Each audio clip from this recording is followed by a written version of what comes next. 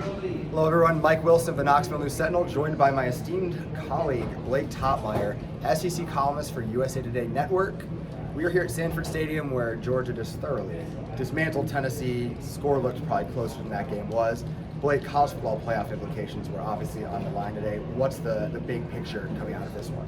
I think for Tennessee, the big picture is they no longer control their destination. They are going to need a certain amount of help if they are to make the playoff at this point.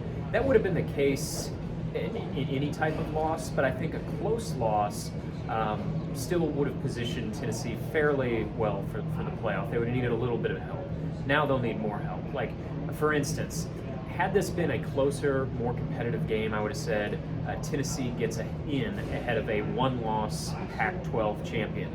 Now, I think if the committee has to choose between a one-loss Pac-12 champion or Tennessee, I wouldn't be as comfortable if I'm Tennessee in that scenario. So the other thing with Tennessee is their resume from here forward is not going to get any better.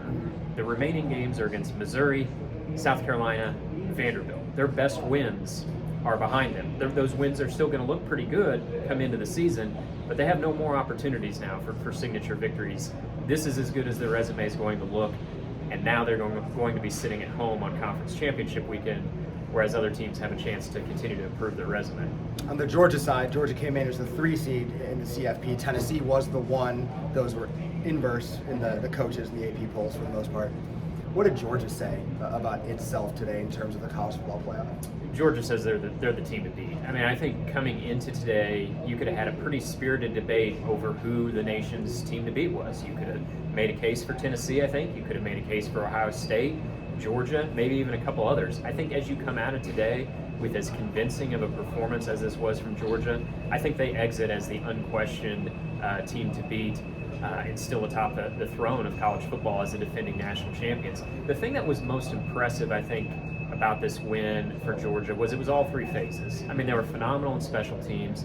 They were really good on defense and slowing Tennessee's offense in a way that no one else has.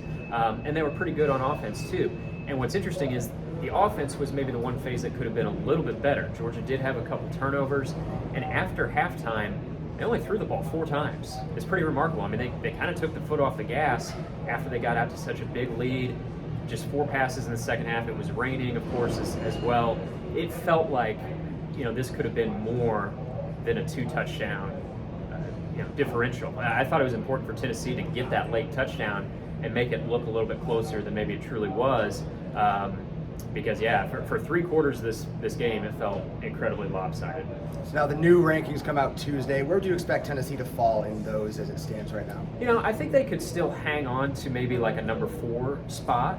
And so you say, okay, well, that looks fine then for the playoff, right? The problem is, I think the teams behind them are going to have more opportunities for some marquee victories down the line, and Tennessee's going to try to stay clinging to a top 4 spot, and I think that's going to be harder and harder to do with each passing week, as these other teams in other conferences have more opportunities for top 25 wins, and Tennessee's playing the likes of Missouri, Vanderbilt, and South Carolina. Stay tuned to KnoxNews, Go Vols Extra, and the USA Today Network for all the latest on Tennessee, Georgia, and the college football playoff.